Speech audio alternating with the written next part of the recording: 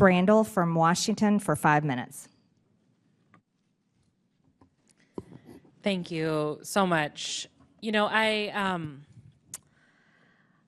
new to Congress. This is my first term, and I came from a legislative body that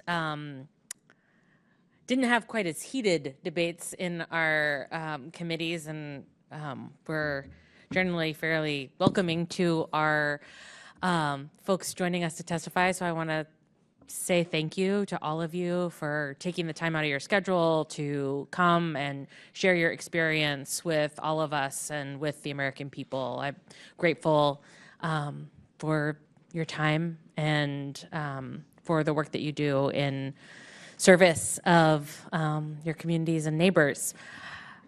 You know, American families used to get all the same news, right? Folks would have access to a handful of news channels. They would watch the same nightly news programs. They would go from one to the other, and we could all agree on what was happening in our country.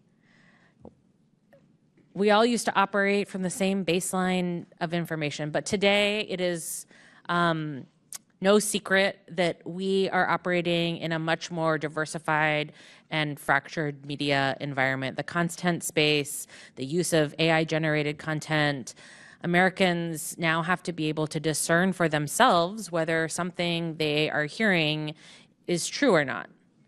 But investing in public media is a bedrock to our healthy, critically informed, and engaged public and our democracy. And I know that my colleagues on the other side of the aisle have argued over whether every piece of programming is in service of the public. But I also want to point out that, you know, in my fairly rural district, we have a lot of areas that aren't served by broadband. You know, a lot of folks who cannot easily access numerous podcasts while they are out working on their property. They, you know, have to maybe wait for something to download when they're at home using maybe even a wired internet connection, right? Like I'm in a dead zone for about an hour and a half as I'm driving from one city to another in my community. But public radio is broadly accessible. And it's important for, you know, folks counting on the weather report, for kids who are, you know, in pre-kindergarten who are watching Elmo and learning to count and do math. It's important for the young people who, you know, were home during COVID and were able to continue learning with the help of public broadcasting. I think we have a lot of problems in this country, a lot of problems that we should be tackling for regular Americans who are struggling to afford to live, to afford housing, to afford health care, to be able to live the lives that they dream of for themselves and their children. I think we've got some national security concerns that have been talked about a lot in this committee, but I think talking about defunding public broadcasting and public media is an egregious misuse of our time here.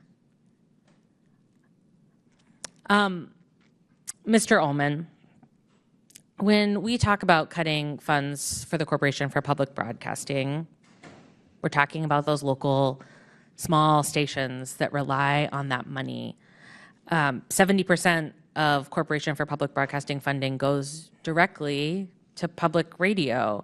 I know you've worked in Tacoma in the past and kind of attest to how rural some parts of Western Washington are. It's not all Tacoma. What role do public media stations like NPR and PBS play in supporting local stations? What kind of programming do they provide? The local communities are at the heart of the work we do. As I shared in my opening remarks, we talk about the people and the places there. You bring up a memory of mine. Chehalis, Aberdeen, Hoquiam area, KBTC was the only public television station there. You know about the struggles that that community was having over a decade ago, job loss, all kinds of terrible economic situations. We provided educational services there with a $500,000 local grant that we partnered with the community on. It was incredible work. We do the same thing in Alaska with military families, homeschoolers, elementary schools. Those are the pieces we provide. And then local news stories that people can use about where they live and what they do. That's what we do. That would be lost. Thank you so much. Madam Chair, I yield back. Thank you. I now recognize the gentleman from Tennessee.